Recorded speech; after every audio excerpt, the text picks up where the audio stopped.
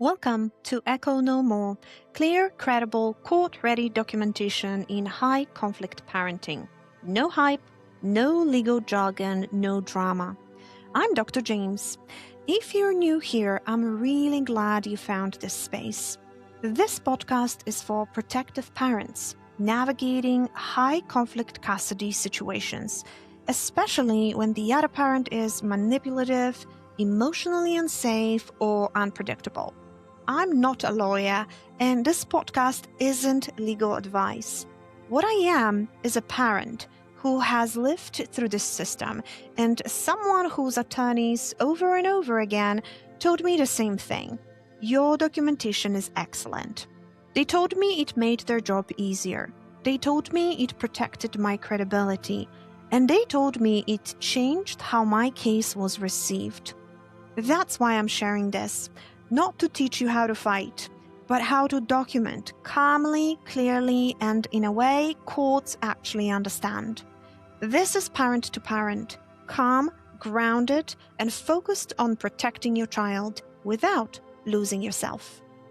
Today, I want to start with something I think almost every parent listening has experienced. It's 10 o'clock at night, you have a meeting with your attorney tomorrow, or maybe a court hearing, or a meeting with your child's school, and suddenly you remember, there was an email. I know I have a screenshot. I took a picture of that report. I saved it somewhere. And then the panic begins. You're searching your phone, opening random folders, scrolling through thousands of photos, searching your email, checking your downloads, wondering if you accidentally deleted it. I've been there more than once. And here is what I've learned. Most of the panic isn't caused by the event itself. It's caused by not knowing where your information is. That realization completely changed how I approached documentation. I stopped thinking organization was about being neat, and I started realizing organization was about protecting my peace. Because when you know exactly where something is, your nervous system relaxes. When you don't, your brain stays on high alert. Think about how much mental energy it takes to constantly wonder, where did I put that? That's energy you could be spending with your child, sleeping, working, healing, living your life. Instead, your brain keeps scanning, searching, remembering, second-guessing. One thing I want to tell you right away is this. You do not need a beautiful system. You don't need color coding. You don't need expensive software. You don't need a perfectly labeled filing cabinet. You need a predictable system. That's it. One you'll actually use. Because a simple system you consistently maintain is far better than a perfect system you abandon after 2 weeks. When I first started documenting, everything lived everywhere. Some screenshots were on my phone, some emails were printed, some notes were in a notebook, others were in my notes app, medical records were in one folder, school emails were somewhere else. Honestly, it was a mess. Not because I didn't care, but because I was surviving. And when you're surviving, organization usually isn't your top priority. But eventually, I realized something. The chaos wasn't just in my folders, it was in my mind. Every time I needed something, I felt overwhelmed. Not because I didn't have the evidence, because I couldn't confidently find it. That's a very different problem.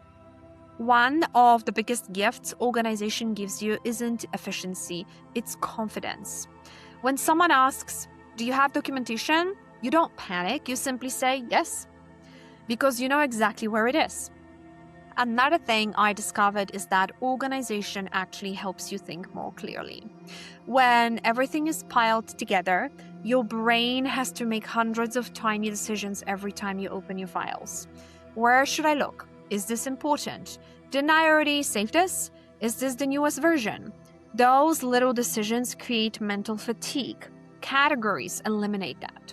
Personally, I found it helpful to separate things into broad groups. Communication, medical, school, incident logs, court documents, photos, summaries. It didn't have to be complicated. It simply had to make sense to me. Remember, you're building a system for yourself first, not for anyone else. Another thing that dramatically reduced my stress was organizing chronologically. Our memories are emotional. We remember how something felt. Courts remember dates. Those are very different ways of processing information. And once I started organizing by date, something interesting happened. Patterns became obvious. I didn't have to convince anyone. The timeline spoke for itself. And honestly, it also stopped me from doubting myself. Because let's be honest, living through prolonged conflict makes many parents question their own memory. Did that happen last month or 6 months ago? Was it before the school meeting or afterward? Having an organized system answers those questions immediately. That's incredibly grounding. One thing I also learned was to separate my original from my working files. Original screenshots, original emails, original reports, those stayed untouched. If I wanted to make notes, highlight something, prepare information for my attorney, I'd work from copies. That simple habit removed so much anxiety for me. I never worried about accidentally changing something important. Another benefit of organization that surprised me was this. It helped me stop obsessing. When everything has a home, you don't keep reopening old wounds.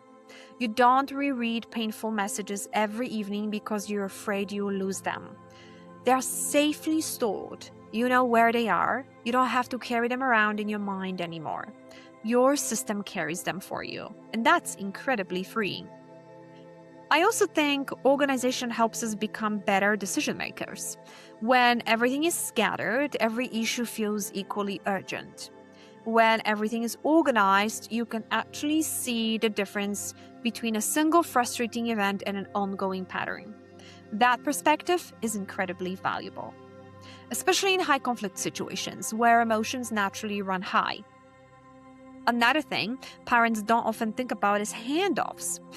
Eventually, someone will ask for your documentation, an attorney, a guardian ad litem, a therapist, a school.